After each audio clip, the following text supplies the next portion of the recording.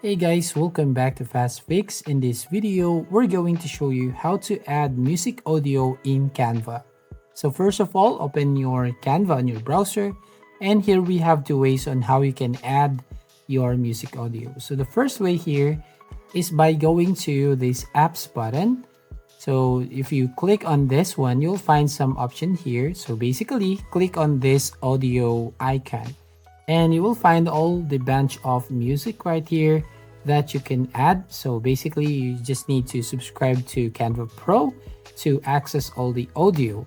So if you want to add this audio, for example, so all you need to do is drag and drop this music or audio to your timeline. Now the second way here to add your music audio is by going to this uploads button. So basically, you just need to upload your own file from computer. Now, once you've done uploading your audio, basically you just have to drag and drop this audio to your timeline.